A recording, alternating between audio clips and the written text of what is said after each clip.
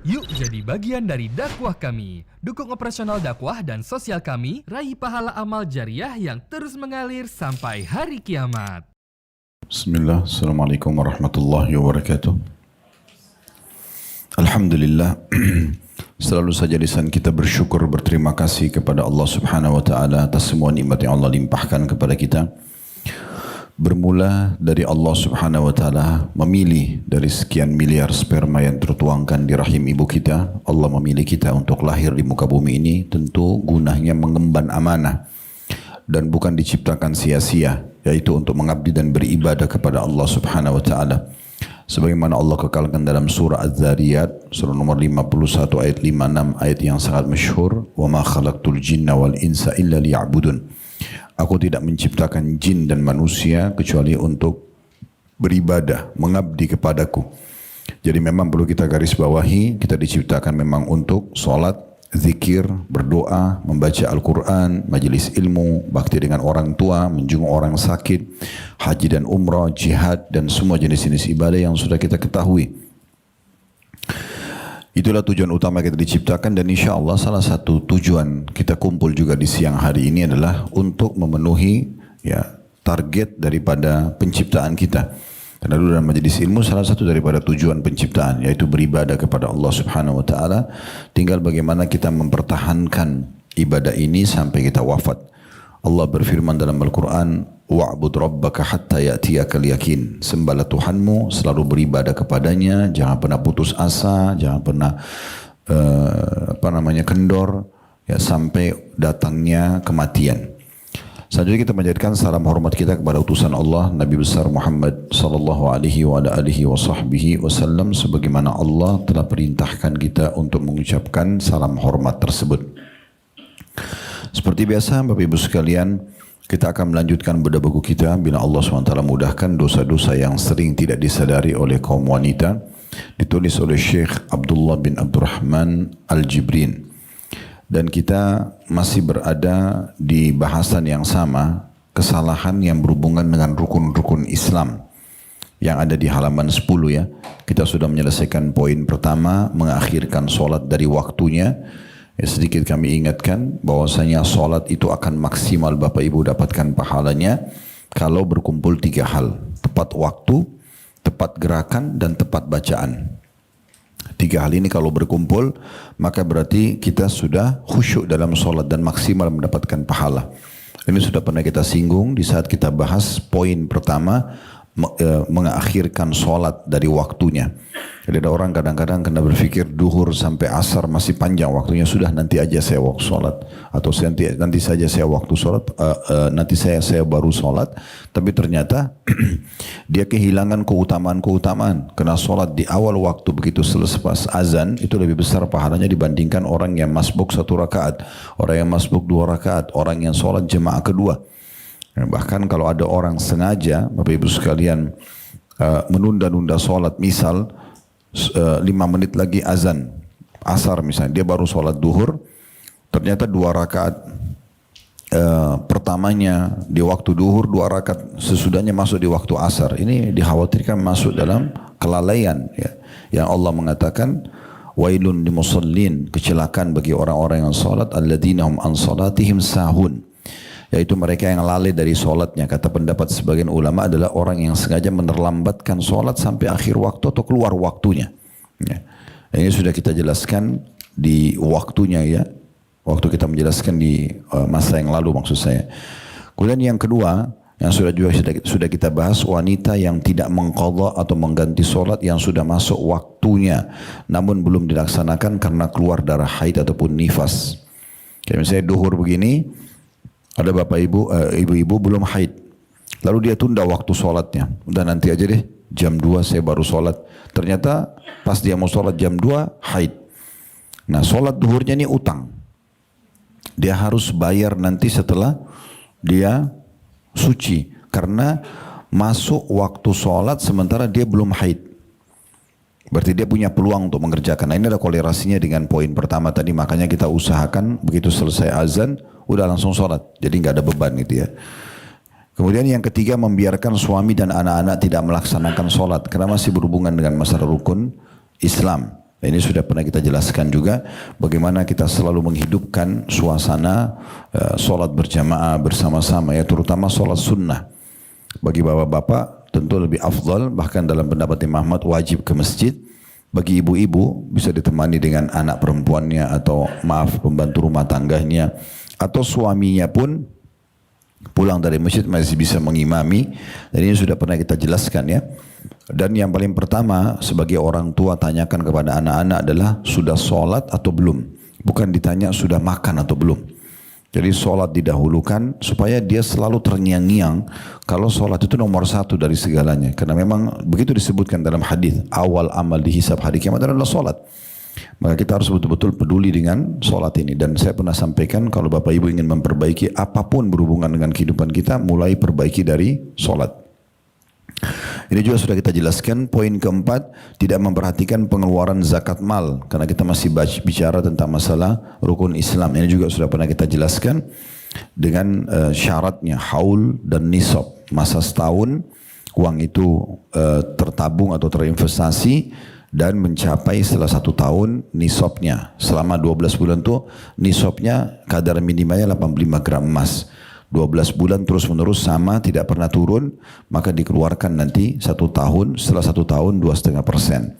Itu harus memang dihitung haulnya gitu ya. Itu juga sudah kita bahas panjang lebar tentang masalah zakat di waktu yang lalu itu ya.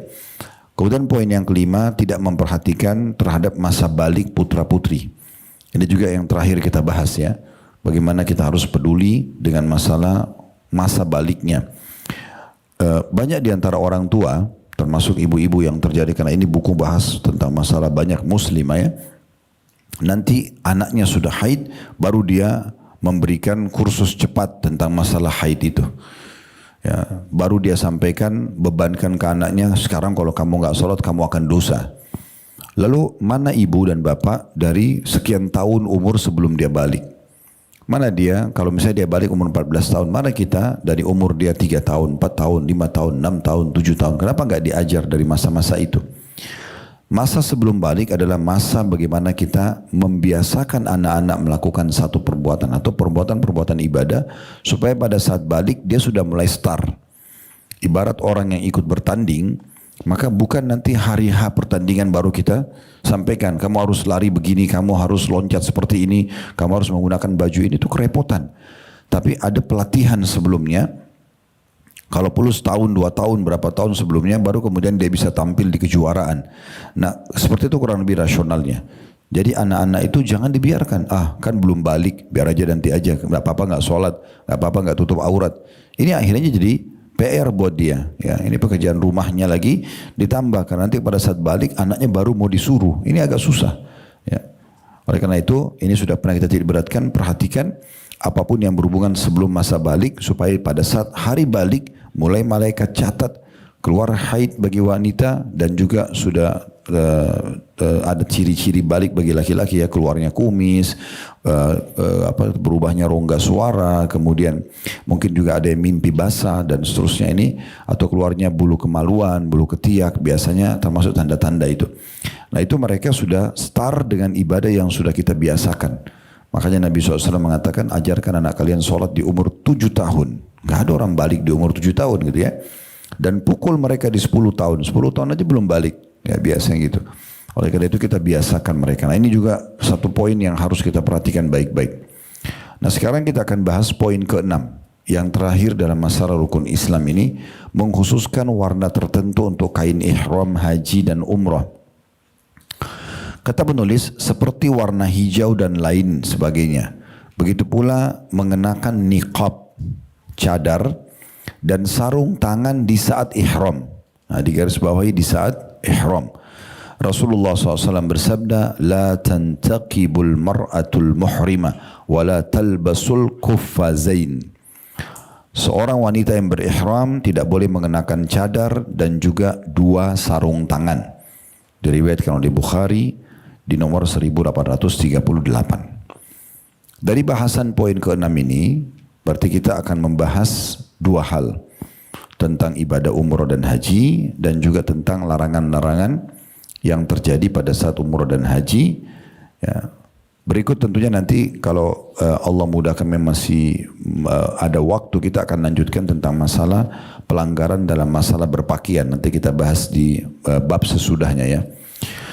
Baik, haji dan umroh ini Bapak Ibu sekalian adalah ibadah yang mulia dan termasuk pekerjaan atau mengerjakannya di pertama kali wajib. Bukan hanya haji tapi umroh juga. Ya, semua sudah pernah umroh di sini?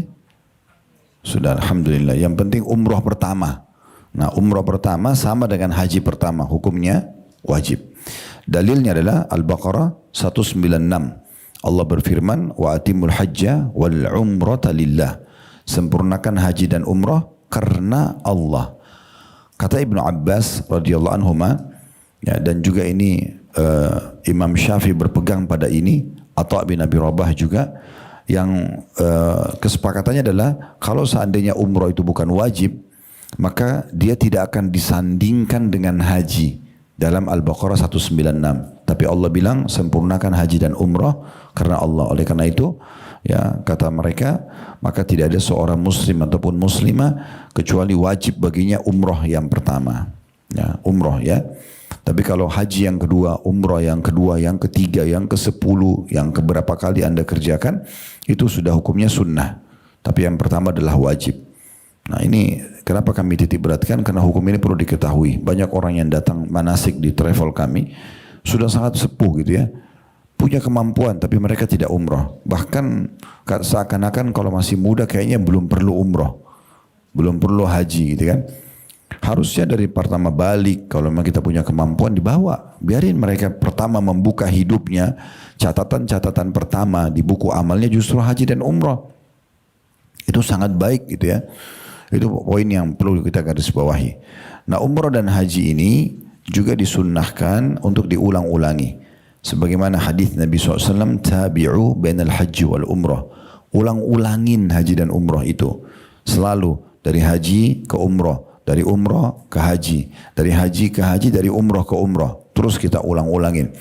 Karena kata Nabi SAW, فَإِنَّهُمَا يَنْفِيَانِ الْفَقْرَ وَالْذُنُوبِ كَمَا يَنْفِلُ الْكِيرُ خَبَثَ الْحَدِيدِ وَالذَّهَبِ وَالْفِضَّةِ. Karena kedua ibadah ini, haji dan umrah, mengikis habis, membersihkan secara totalitas semua kefakiran dan juga dosa-dosa. Jadi mengikis habis, betul-betul tidak ada lagi sisanya. Tidak ada orang pulang umroh haji apalagi kalau rutin itu jadi miskin. Ini jaminannya. Dan tidak ada juga orang yang masih ada dosanya karena dibersihkan. Jadi kata Nabi SAW, rutinkan haji dan umroh itu karena keduanya membersihkan atau mengikis habis semua kefakiran dan dosa-dosa sebagaimana pandai besi membersihkan karat dari besi, emas dan perak. Kita lihat biasa kalau emas masih kotor itu dibersihkan pakai api. Ya, ada buapannya, ada tiupan api itu, atau perak juga begitu sehingga jadi mengkilat sekali. Begitu juga dengan karat-karat besi, biasanya disemprot lagi dengan api maka hilang karatnya. Nah, Nabi SAW memberikan gambaran seperti itu. Haji dan umrah benar-benar akan mengikis habis semua kefakiran, kesusahan hidup dan juga semua dosa sebagaimana buapan pandai besi atau pandai besi menghilangkan karat dari besi, emas dan perak. Walaysa lil hajjatil mabrurati jazaa'il jannah. Dan tidak ada balasan bagi haji yang mabrur mengikuti syarat dan ketentuannya kecuali surga. Jadi memang ini ibadah yang dianjurkan untuk diulang-ulangi dan keutamanya banyak sekali. Ada riwayat yang lain juga, pernah ada dua orang sahabat, satu dari Ansar, satu dari Thaqif. Dua suku ini, mereka berdua menemui Nabi Muhammad SAW di masjid di Mina, lagi haji. Kemudian dua-duanya salam dan dua-duanya mengatakan, ya Rasulullah, kami mau bertanya. Maka kata Nabi SAW, apakah kalian mau bertanya? Saya tunggu, kemudian saya berikan jawaban, atau saya menyampaikan kepada kalian pertanyaan kalian yang kalian mau tanya, walaupun kalian belum tanya, dan jawabannya. Ini mukjizat dari Allah Subhanahu Wa Taala. Nabi Muhammad SAW bisa tahu pertanyaan yang mau ditanya walaupun belum ditanya gitu ya. Maka karena keduanya penasaran mengatakan, ya Rasulullah, kalau gitu beritahukan kepada kami. Maka Nabi SAW suku Thaqif itu, yang tadi dari suku Thaqif mengatakan kepada orang Ansar, kamu tanya duluan. Maka orang dari Ansar mengatakan, ya Rasulullah, tolong beritahukan kepadaku apa yang aku mau tanya. Kata Nabi SAW, kau bertanya tentang apa yang kau dapatkan kalau keluar dari rumahmu menuju ke Baitul Haram. Maksudnya menuju ke Mekah. Apa yang kau dapatkan? Kamu juga bertanya, apa yang kamu dapatkan kalau kamu sedang tawaf? Apa yang kamu dapatkan kalau kamu sedang sholat di belakang makam Ibrahim setelah tawaf? Apa yang kamu dapatkan kalau kamu sa'i, jalan antara Safa dan Marwah? Dan apa yang kamu dapatkan pada saat kau mencukur rambutmu, tahallul? Dan apa yang kamu dapatkan pada saat hari Arafah, dia. Maka dan apa yang kamu dapatkan pada saat engkau jumrah, melontar biasa ya di haji itu. Maka orang ini mengatakan, demi Allah ya Rasulullah, itu yang saya mau tanyakan. Maka kata Nabi SAW, tidaklah engkau ataupun hewan tungganganmu, kalau kita sekarang mobil, roda motor, baling-baling pesawat, rel kereta, roda bus, ya, kalaupun kita di sana transportasinya itu, ya tidaklah engkau ataupun hewan tungganganmu menuju ke Baitul Atiq kecuali setiap langkah kamu dan tuh hewan tunggangan, masa dulu orang pakai unta atau kuda ya, kecuali akan dicatat satu pahala, diampuni satu dosa dan diangkat satu derajat. Nah setiap langkah ya, berarti berapa miliar pahala didapatkan itu, karena mobil yang kita gunakan rodanya berjalan ke travel, mendaftar menuju ke bandara, baling-baling pesawat, kalau pesawat direct saja itu udah 9 jam kalau Jakarta Jeddah, kalau Jakarta Madinah langsung itu bisa 10 jaman. Ini berapa juta kali dia berputar baling-baling itu, berapa banyak pahala yang didapatkan. Kita dari dari bandara Madinah atau Jeddah misalnya menuju ke hotel, baik kita ke hotel Madinah atau ke Mekah, itu roda juga, itu kan semua perjalanan umroh ya. Sekarang orang sudah menggunakan kereta cepat misalnya Madinah Mekah juga sama. Ya, bagaimana hitungannya itu kuasa Allah Subhanahu wa taala. Tapi yang jelas semua itu akan dicatat pahala. Sementara tawafmu di rumah Allah, maka tidak akan tersisa lagi dosamu. Lalu kemudian salat setelah tawaf 2 rakaat di belakang makam Ibrahim, itu akan dicatatkan pahala seperti bebaskan satu budak dari anak Ismail. Seperti bebasin budak dari anak Ismail. Ya mirip kasus Abu Bakar waktu bebasin Bilal gitu ya. Nah itu keutamaannya Bapak Ibu sekalian, dalam sebuah hadis yang lain, tidak ada muslim yang bebasin muslim yang lain dari keterbudakan kecuali anggota tubuh budak muslim yang dibebaskan itu. Kita bilang kamu bebas karena Allah misalnya kalau ada perbudakan. Sekarang sudah tidak ada perbudakan ya, tapi di dulu ada ya, di masa dulu. Kalau orang bilang kepada seorang budak muslim, dia beli di pasar lalu dia katakan kamu bebas karena Allah, maka seluruh anggota tubuh budak muslim yang dibebaskan itu menjadi penyelamat kita dari api neraka. Maka Nabi SAW mengatakan mata dengan mata, telinga dengan telinga, tangan dengan tangan, kaki dengan kaki, bahkan kemaluan dengan kemaluan. Jadi solat di belakang makam Ibrahim yang selalu kita kerjakan selepas tawaf, rakaat pertama Al-Fatihah sama Al-Kafirun, rakaat kedua Al-Fatihah sama Al-Ikhlas, itu mendapatkan pahala bebasin satu orang budak ya. Kemudian sa'i, jalan antara Safa dan Marwah, kata Nabi SAW, engkau seperti mendapatkan pahala 70 bebasin budak ya, membebaskan 70 budak. Berarti kita jalan dari Safa ke Marwah seperti bebasin 10 budak, Marwah ke Safa seperti 10 budak, begitu terus sampai dihitung 7 kali berarti 70 budak. Sementara mencukur rambutmu, maka tidaklah gugur satu rambut kecuali akan menjadi cahaya pada hari kiamat. Dalam riwayat lain akan dicatatkan satu pahala dan diampuni satu dosa per helai rambutnya gitu ya. Sementara hari Arafah kalau sudah masuk haji, itu tadi haji dan umrah kurang lebih hampir sama tadi prosesinya, tapi ditambah kalau haji itu ada hari Arafah. Kata Nabi SAW, Allah Azza wa Jalla akan turun ke langit bumi dan berkata kepada para malaikat, lihatlah hamba-hambaku itu, mereka datang kepadaku dalam kondisi berdebu. Karena di Arafah walaupun orang pakai tenda ber-AC, debu padang pasir ya. Itu kuasa Allah SWT. Maka Allah mengatakan, lihatlah hamba-hambaku ini, mereka datang dalam kondisi berdebu mengharapkan rahmatku. Maka hai malaikatku jadikan, hai para malaikat jadilah saksi bahwasanya aku mengampuni dosa-dosa mereka semuanya. Dalam riwayat lain, dan juga siapapun yang mereka berikan syafaat. Jadi kalau misalnya ada orang haji, kita bilang tolong doain saya, dan dia doain kita di Arafah, dia mustajab doa, kita pun mustajab doa.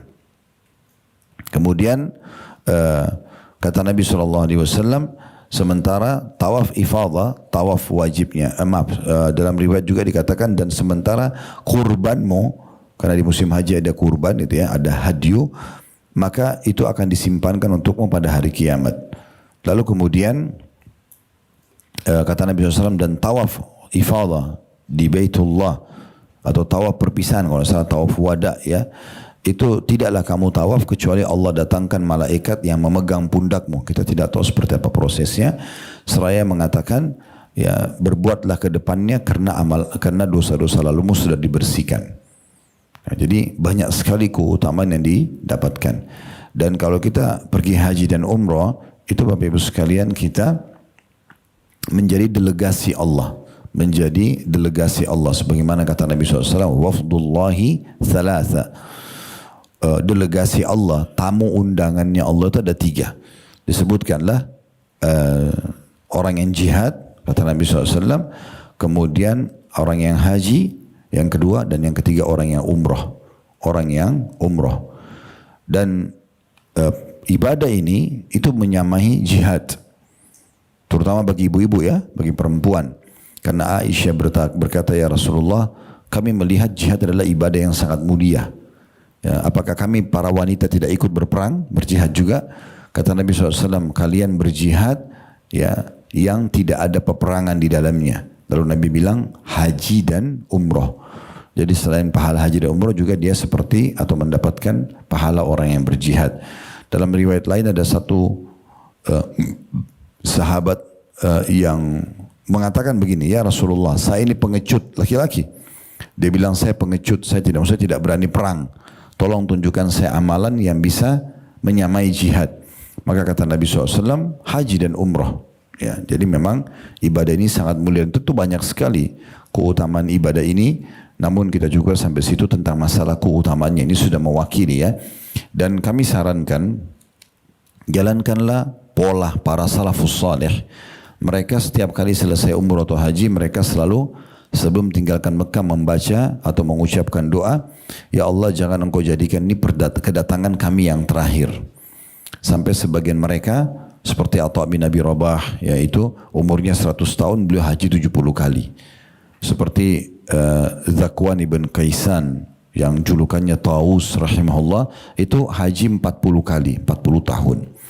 Karena mereka memang selalu jadikan itu sebagai doa mereka. Nah makanya kalau kita sudah umrah, haji, selalu berdoa, ya Allah mudah-mudahan engkau panggil aku lagi gitu ya.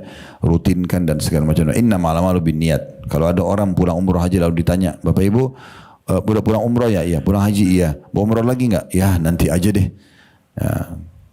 Kapan dan waktu lagi. Nah sesuai dengan niatnya. Oh iya tentu saja kalau Allah panggil saya akan siap kapan saja saya berangkat. Maka sesuai dengan niatnya ya. Karena haji dan umrah ini adalah delegasi Allah, tamu undangan ya. Jadi usahakan kita selalu meminta kepada Allah Subhanahu wa taala agar dimudahkan. Ya, Allahu a'lam. Kemudian kita masuk sekarang ke hal-hal yang perlu diperhatikan dalam ihram ya. Ini yang menjadi bahasan kita di sini ya. Jadi dalam ihram itu, dalam umrah ataupun haji itu ada hal-hal yang perlu diperhatikan. Yang wajibnya itu adalah pakai ihram dan talbiyah. Gitu ya. Itu terutama di fokus gitu ya. Jadi tidak boleh enggak pakai ihram ya. Nah, dalam memakai ihram laki-laki itu punya syarat lebih ketat dari perempuan. Kalau laki-laki mereka pakai 2 lembar kain ihram yang biasa semua travel kasih ya. Dan paling afdal warnanya putih. Paling afdal warnanya putih. Tamu boleh warna lain. Boleh warna lain. Tetapi dan pernah Nabi SAW menggunakan kain berwarna hijau. Tetapi beliau memerintahkan kita menggunakan warna putih terutama laki-laki. Ya, sebagaimana Nabi SAW mengatakan, pakailah baju putih kalian. Nah, itu sebaik-baik pakaian adalah baju putih. Ya, gunakanlah baju itu. Ya, bagi laki-laki gitu ya, ditekankan. Kemudian juga kafanilah jenazah kalian.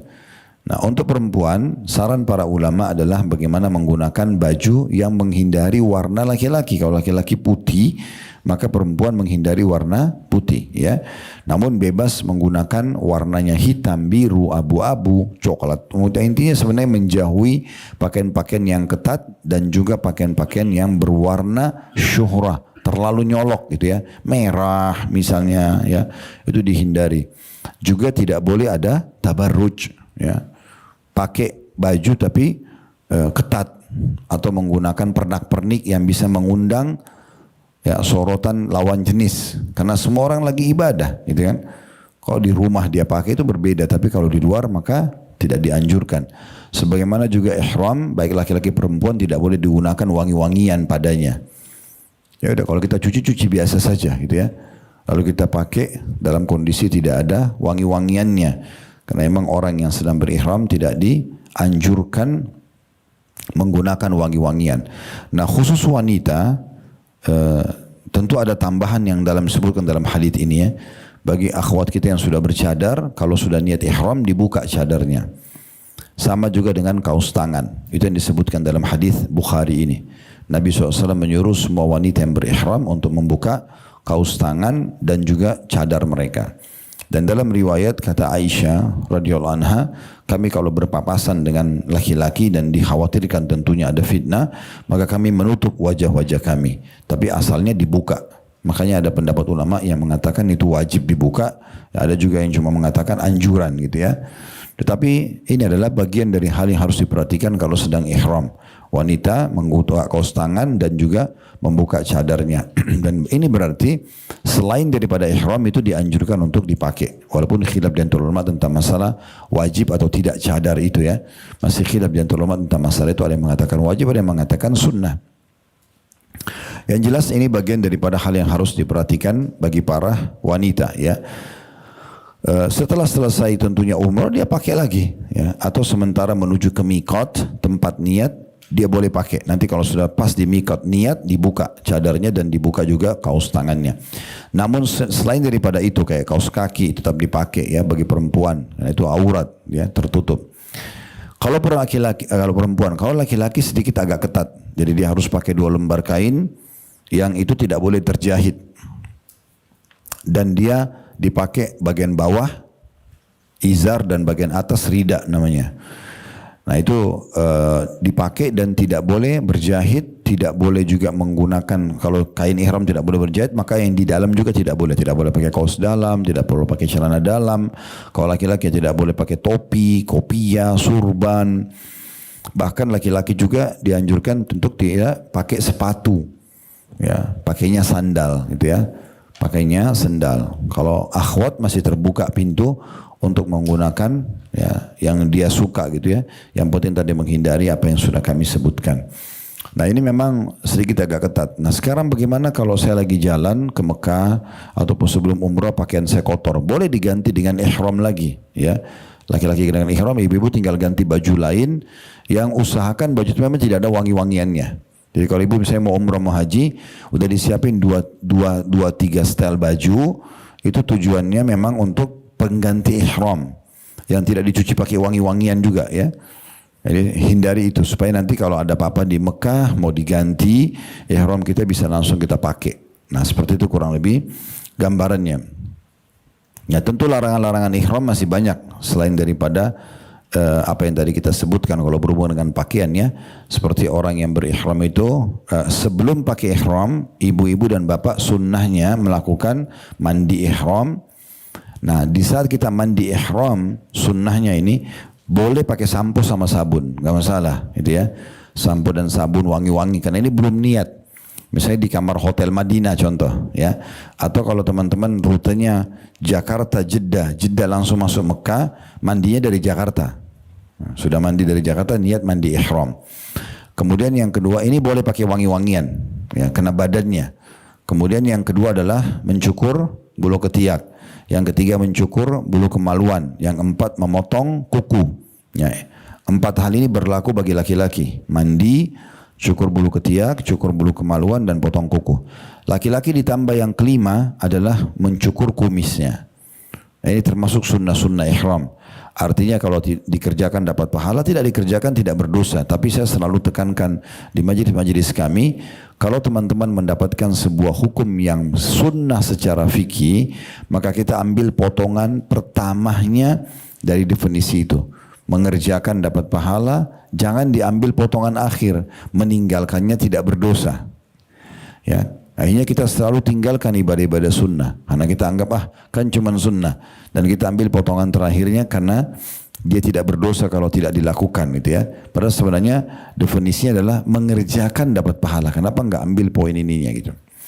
Nah itu sunnah-sunnah ihram 5 ya. Bagaimana kita mandi, cukur bulu ketiak, cukur bulu kemaluan, potong kuku, ini laki-laki dan perempuan, dan ditambah yang kelima laki-laki, potong kumis. Nah ini berlaku sebelum ihram dan niat ya. Kalau Bapak Ibu sudah lewat miqat, sudah niat mengatakan labbaik Allahumma umrah atau labbaik Allahumma hajjan, umrah atau haji, maka larangan-larangan ihram berlaku. Tadi perempuan sudah tidak bercadar, tidak pakai kaos tangan, laki-laki sudah tidak boleh lagi pakai yang berjahit ya. Celana dalam, kaos kaki, kalau laki-laki ya, tutup kepala, surban dan segala macam ini tidak boleh. Nah maksud dalamnya adalah sudah tidak boleh lagi pakai wangi-wangian. Di antaranya sabun, tisu basah, yang kalau ada wangi-wangiannya itu dihindari semua tuh. Kalau sudah lewat miqat ya. Oleh karena itu kalau cuci tangan habis makan misalnya, atau pas dari Madinah ke Mekah, travel masih memberikan kesempatan Bapak Ibu untuk masuk di kamar hotel Mekah, kemudian silakan bersih-bersih dulu. Nah kalau Anda mau freshkan kembali badan Anda, mandi, jangan pakai sabun dan sampo, cuma siram badan saja dengan air putih gitu ya, karena masih masuk dalam larangan ihram, nggak boleh pakai wangi-wangian. Kemudian sudah tidak boleh lagi tadi mencabut bulu di badan. Kalau sebelum ihram tadi dan niat, sunnahnya cukur bulu kemaluan dan bulu ketiak. Tapi nanti kalau sudah niat, nggak boleh lagi cabut bulu badan secara sengaja. Juga tidak boleh lagi potong kuku. Tadi sebelum mandi, sebelum ihram, sebelum niat kita boleh potong kuku. Ini sudah nggak boleh kalau sementara sudah niat lewat miqat sampai selesai umrah ataupun hajinya gitu ya. Kemudian juga sudah tidak boleh lagi, termasuk laki-laki tidak boleh lagi cukur kumis ya, sengaja mencabut bulu jenggot, bulu rambutnya gitu ya. Dan ada juga larangan dalam ihram tambahannya, itu tidak boleh menikah dan dinikahkan. Ya, jadi nanti kalau sudah selesai umrah atau haji, misalnya ada orang yang mau menikah di Mekah, itu nanti setelah selesai prosesinya, sementara prosesi itu tidak boleh.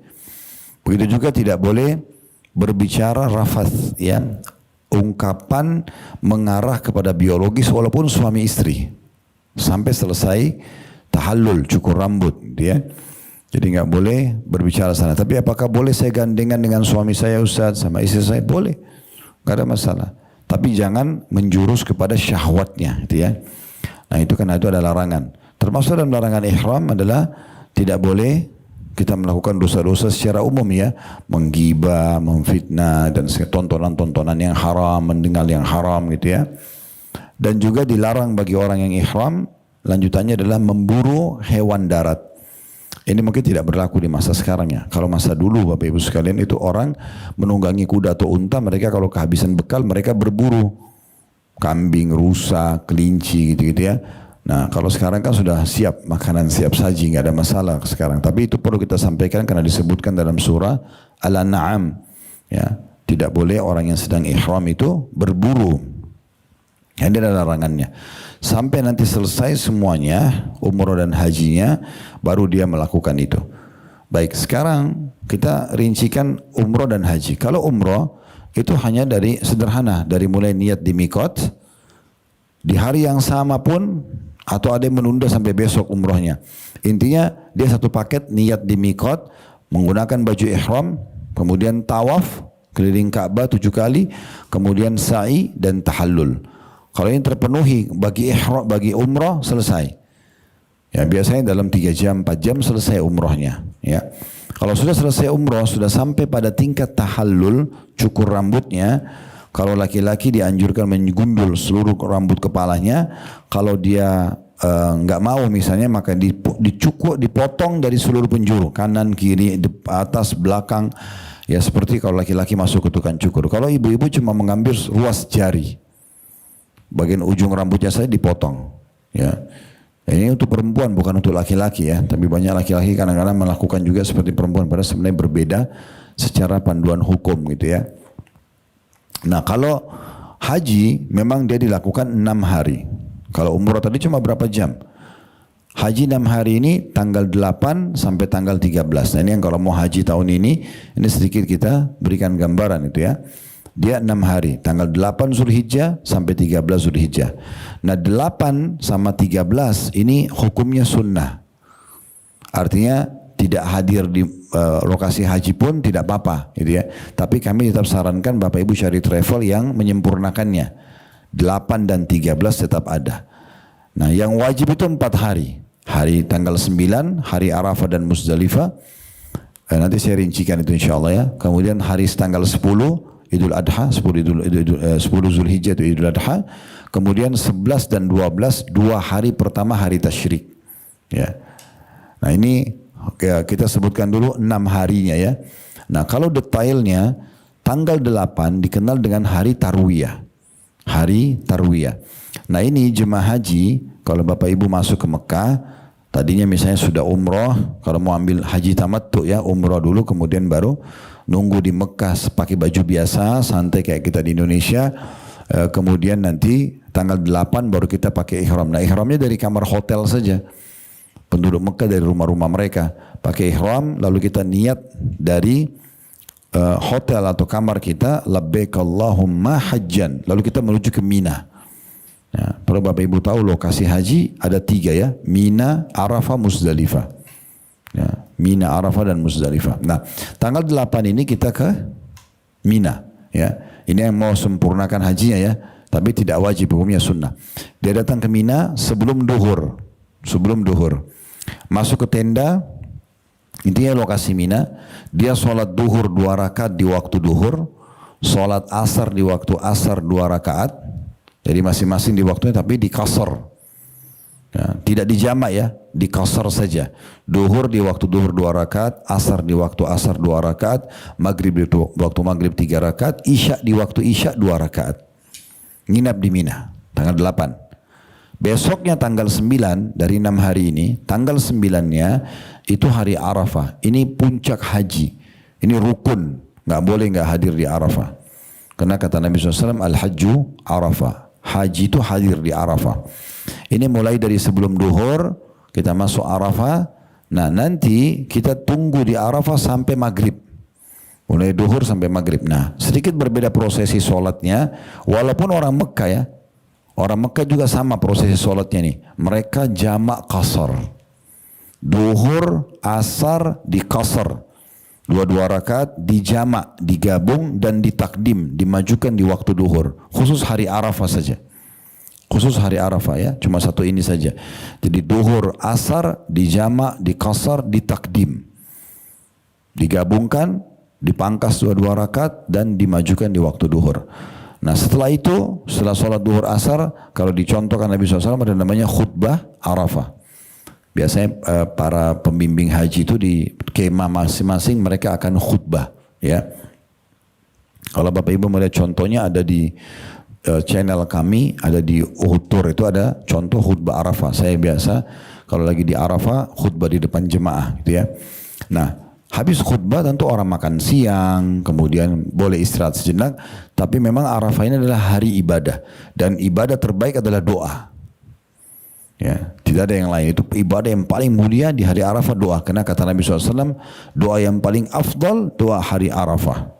Dan dalam riwayat lain dikatakan tidak ada hari yang paling banyak Allah bebasin hamba yang dari api neraka dibandingkan hari Arafah. Hari Arafah ini hari yang sangat mulia, gitu ya. Nah kita jangan keluar dari Arafah Bapak Ibu sekalian sampai terbenam matahari. Rasulullah SAW kalau sudah mulai masuk waktu asar, sudah tidak sholat asar lagi. Tapi sudah masuk waktu asar, beliau keluar dari tendahnya, turun dari untahnya, ya, kemudian beliau mengangkat tangannya sampai putih ketiaknya terlihat dan berdoa sampai terbenam matahari. Hari Arafah itu hari doa. Nah, ini kami sarankan bagi para jemaah haji jangan cuma sibuk makan dan minum terus, ya. Karena apalagi kalau tenda VIP itu biasanya makanan minumnya masya Allah banyak banget ya. Boleh kita makan dan minum, tapi jangan berlebihan. Akhirnya habis waktu makan, minum, ngobrol sama teman-teman jemaah haji yang lain, tidak berdoa. Nah, doanya mahal banget itu karena mustajab doa semuanya. Ya. Dan orang yang hadir di Arafah, seperti yang kita sebutkan keutamaan umrah dan haji, kata Allah Azza wa Jalla kepada ahli Arafah, Allah berfirman kepada para malaikat, saksikanlah kalau semua mereka hadirin sudah aku ampuni dosa-dosanya. Dan juga siapa yang mereka berikan syafaat. Setelah terbenam matahari, masih di tanggal 9, di hari kedua haji, itu kita menuju ke Muzdalifah, lokasi yang ketiga. Tanggal 8 ke Mina, nginap 1 hari, tanggal 9 duhur sampai maghrib di Arafah, malam setelah terbenam matahari kita ke Muzdalifah. Masih tanggal 9, masih di hari kedua ya. Nah di Muzdalifah ini dianjurkan tetap kita pergi ya, itu kewajiban haji. Kalau yang mau keluar dari Muzdalifah minimal harus melewati pertengahan malam. Di atas jam 1, jam 12, jam 1, jam 2 malam gitu ya. Terutama kalau ada wanita dan anak-anak kecil atau ada orang-orang tua. Nah kalau mau sempurna sunnahnya tunggu sampai azan subuh di Muzdalifah. Setelah sholat subuh tanggal 10-nya ya sudah pindah ke hari ketiga ya, kan nginap di Muzdalifah gitu ya.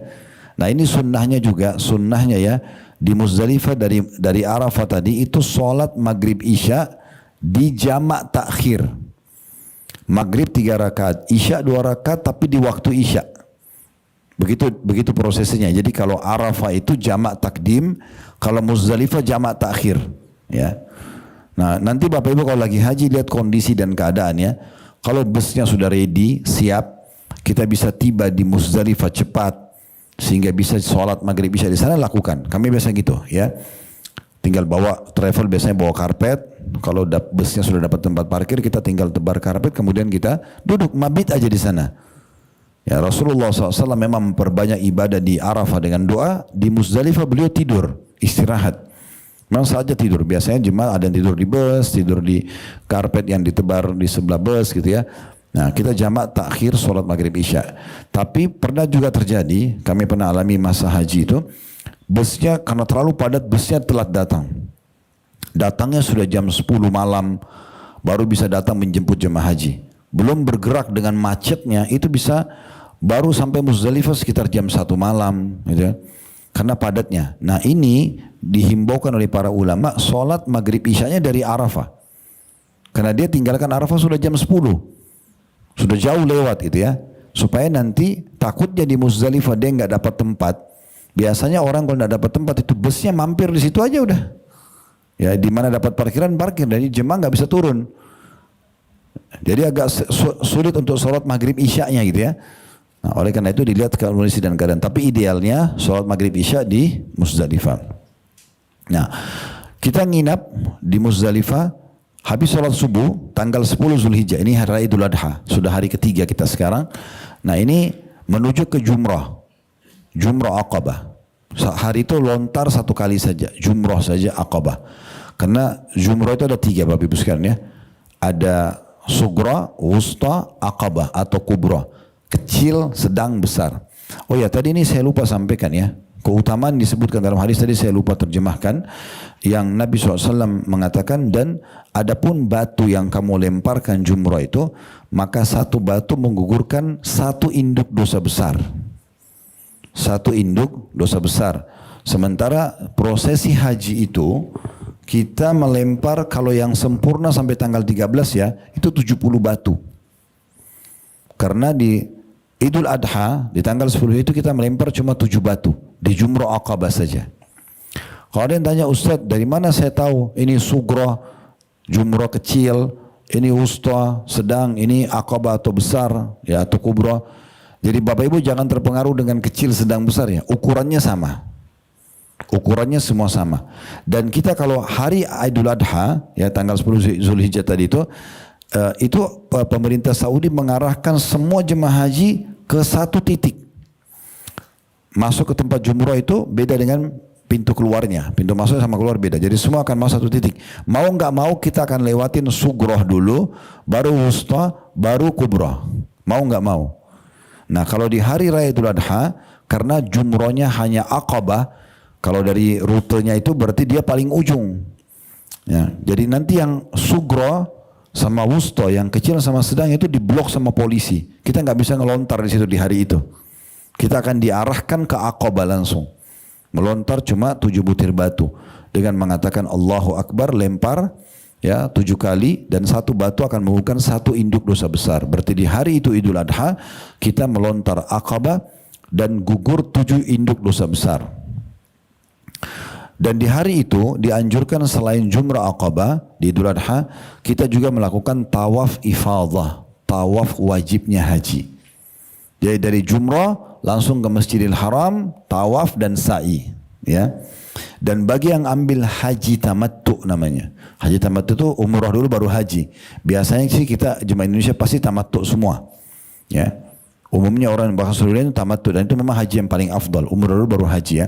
Ini ada kurbannya. Ada sembelih hewan ya. Nah di hari Idul Adha juga dianjurkan sembelih. Kalau kita sudah gabungkan tiga-tiganya hari itu, Jumrah Aqabah, melontar ya 1 titik tadi yang Aqabah, kemudian tawaf ifadah dan sa'i, tawaf wajibnya haji, dan berkurban, maka Bapak Ibu tahallul, cukur rambut, dan boleh buka baju ihram. Di Idul Adhanya, udah selesai. Ya, selesai kewajiban ihramnya. Nah, Bapak Ibu bisa mandi, sudah boleh pakai sabun dan sampo, pakai baju biasa gitu ya. Nah, nanti kemudian di hari Idul Adha itu kita kembali nginap di Mina. Sholatnya duhur waktu duhur 2 rakaat, asar waktu asar 2 rakaat, maghrib waktu maghrib 3 rakaat, isya waktu isya 2 rakaat, mirip seperti tanggal 8 hari Tarwiyah. Karena di Mina ini sisanya Mina semua ya. Tanggal 10 Zulhijjah, hari ketiga haji, nginap di Mina. 11 nginap di Mina, 12 nginap di Mina. Ya, kalau yang mau sempurnakan sampai tanggal 13 nginap di Mina. Maksudnya 12 ke 13, 13 sudah keluar gitu ya. Tapi kami selalu sarankan agar menyempurnakan dengan hari ke-13-nya. Karena Allah mengatakan limanit taqa, bagi orang yang paling atau orang yang lebih bertakwa gitu ya. Nah, setelah kita melakukan ini, ada juga sebagian travel, ini pun kami pernah lakukan ya. Di pertengahan malam di Muzdalifah itu bukan menuju ke Jumrah, karena Jumrah itu dikerjakan setelah pagi ya. Di hari raya Idul Adha, maka menuju ke Masjidil Haram langsung. Tawaf, sa'i gitu ya. Maka itu kita kerjakan. Tawaf dan sa'i, setelah tawaf dan sa'i boleh tahallul. Boleh cukur rambut, boleh pakai baju biasa, walaupun belum Jumrah Aqabah. Walaupun belum berkurban, tetapi masih belum halal hubungan suami istri. Semua boleh, udah boleh. Larangan ihram sudah berlaku kecuali satu, nggak boleh hubungan biologis. Tapi kalau Bapak Ibu sudah gabungkan 3 hal tadi, Jumrah Aqabah, tawaf ifadah, sama kurban, maka tahallul semuanya halal termasuk hubungan biologis. Nah, tapi kalau baru tawaf saja, kita mandi, kami pernah begitu tuh, kita tawaf, ifadah, sa'i, dari masuk jam 3 subuh, sebelum subuh, kemudian sholat subuh, habis itu ada sholat id. Ya, biasanya ada sholat id di Masjidil Haram. Jemaah haji tidak punya kewajiban ikut, tapi kalau pas kita Masjidil Haram kita ikut sholat itu ya. Selesai itu kami bawa jemaah ke hotel, tahallul dulu, bawa ke hotel, mereka mandi bersih-bersih, kemudian kita kembali ke Mina. Tapi biasanya di Mina ini di tanggal 8-nya kami sudah minta jemaah bawa koper cabinnya, ada baju ganti. Jadi mereka tidak perlu bawa-bawa baju lagi nanti. Ya sudah ditinggal di Mina dan itu insya Allah aman ya. Di sofa bed kita tinggal taruh koper kita. Jadi nanti kembali Idul Adha setelah tawaf ifadah dan kita pergi Jumrah Aqabah, kembali ke tenda tinggal kita istirahat hari itu. Tanggal 11 dan tanggal 12 melontarnya 3 titik, kecil, sedang, besar. Kalau Idul Adha kan tadi cuma 1, cuma Aqabah. Kalau 11, 12 dan kalau mau sempurnakan sampai 13 ini 3 titik. 7 butir di kecil, 7 sugra, 7 butir di sedang, usta, 7 butir di Aqabah. Nah ini kalau kita gabung Bapak Ibu sekalian, tadi saya bilang 70 batu itu dari mana? Di Idul Adha, Aqabah tadi 7 butir batu. Masih ingat ya? Baik. Tanggal 11-nya, hari Tarwiyahnya, itu 3 titik. 7 butir di Sugra, 7 butir di Usta, 7 butir di Aqabah atau Kubra. Berarti 21 batu. Tanggal 12 sama, 21 batu. Kecil, sedang, besar, 777. Tanggal 13 juga sama. 3 lagi kecil, sedang, besar. Nah kalau kita gabung 21 kali 3, 63. Ditambah 7 butir di Idul Adha, 70. Berarti gugur 70 induk dosa besar. Nah seperti itulah ya. Dan kami tetap sarankan agar Bapak Ibu tentunya usahakan sampai tanggal 13. Kalau darurat sekali, ada diistilahkan dengan nafar awal ya. Tanggal 12 keluar dari Mina. Tapi ini keluarnya sebelum terbenam matahari. Kalau sudah terbenam matahari berarti Anda harus lanjutkan ke tanggal 13. Walaupun kami sarankan tetap sampai tanggal 13. Biasanya jemaah haji itu berlumba-lumba tanggal 12 itu keluar. Saya nggak tahu apa yang dikejar gitu ya. Sayang banget gitu. Padahal sebenarnya memang ini kreditnya ya. Kreditnya itu mulai tanggal 10, 11, 12. Antrian kamar mandi, tidurnya berdesak-desakan, memang udah gitu. Tapi subhanallah pengalaman kami justru 3 hari ini adalah hari yang susah dilupakan oleh jemaah haji. Karena mereka lebih akrab bersebelahan. Itu tuh ibu-ibu sendiri, laki-laki sendiri. Biasanya kita pasangkan hijab di tendahnya gitu ya. Tapi di situ mereka hanya kenalan, duduk sholat sama-sama, makan sama-sama. Kalau sudah pulang ke hotel itu nafsi-nafsi sendiri udah.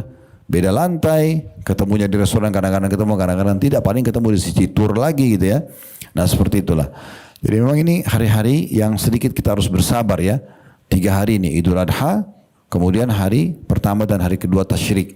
Nah tanggal 12 itu biasanya orang sudah pada keluar. Akhirnya antrian kamar mandi sudah nggak ada, tendanya udah sangat lapang, tinggal sehari kita nginap ya. Biasanya kami buatkan program taklim, konsultasi dan segala macam gitu ya. Dan ada juga beberapa kegiatan sosial, nanti teman-teman bisa lihat kegiatan kami di Uhud Tour. Tentu walaupun ibu tidak dan bapak tidak pakai Uhud Tour, bisa copy paste kegiatannya. Karena kita sementara pulang dari Jamrat, biasanya saya ajak jemaah kami untuk kegiatan sosial. Bawa uang cash, beli minuman, air putih kah, jus kah, misalnya dulu kita bagi-bagi buat jemaah haji yang lewat gitu ya. Karena kapan lagi kita memberi makan orang-orang yang sedang haji ataupun orang yang sedang mengerjakan ibadah haji tentunya ya. Saya subhanallah pernah punya pengalaman di salah satu haji. Kebetulan saya bimbing satu travel, waktu itu belum ada Uhud Tour, kami belum punya waktu itu. Saya bimbing satu travel itu ternyata menggabungkan beberapa jemaah. Nah ada ratusan orang waktu itu, jadi saya sama kiai yang membimbing pada saat itu travel itu ganti-gantian ceramah waktu itu. Nah rupanya di tanggal 12 beliau sama jemaahnya pada keluar semua. Ada sebagian jemaahnya yang tetap mau bertahan karena saya pamit. Saya bilang saya mungkin sama jemaah saya akan tinggal sampai tanggal 13. Itu ternyata betul-betul tenda itu lowong sekali, kamar mandi sudah tidak antri lagi gitu ya. Dan ternyata yang pulang juga tanggal 12 ke hotel itu nggak ada kegiatan khusus. Cuma pulang saja ke hotel gitu ya. Sementara kita masih ada taklim di situ, kemudian kita juga ada kegiatan sosial. Rupanya jemaah kami yang tinggal sampai tanggal 13 ini waktu pulang ke hotel cerita sama jemaah-jemaah yang pulang kemarin gitu kan. Pada datang ke saya, Ustaz, kami nyesel nggak ikut Ustaz. Coba kemarin kami tahu kami ikut juga gini-gini. Tapi udah lewat, udah nggak bisa lagi. Nah sebagai penutup mungkin silakan orang yang mau bertanya sesudah ini. Bapak Ibu sekalian, poin yang harus kita garis bawahi dalam masalah ibadah, amal soleh dengan dosa ya. Kalau dosa, misalnya kita pernah buat dosa nih, dosa apa saja, kecil ataupun besar. Kan kalau kita taubat kepada Allah dibersihkan kan. Contoh ada orang naudzubillah 20 tahun buat dosa, 30 tahun buat dosa, dia taubat nih. 1 hari aja sesuai itu, tapi dia nasuha banget, dia betul-betul penuhi syaratnya, diampuni sama Allah. Bersih dosanya, baik. Tapi amal soleh tidak seperti itu. Amal soleh itu, kalau sekali luput dari kita, nggak bisa kita perbaiki. Contoh misalnya tadi sholat duhur, ada orang yang masbuk 1 rakaat aja. Dia nggak bisa perbaikin. Di hari itu tercatat fulan atau fulana ini masuk 1 rakaat sampai hari kiamat udah. Nah ini nanti yang membedakan derajat kita di surga. Makanya amal soleh itu harus betul-betul kita fokus untuk menjaganya, tepat waktunya, sempurna ibadahnya gitu, keikhlasannya dan tata caranya segala macam, karena itu tidak terulang. Tidak terulang. Ya, saya sering berbagi ini di pengajian. Saya pernah kedatangan tamu di rumah kami, seorang ikhwah.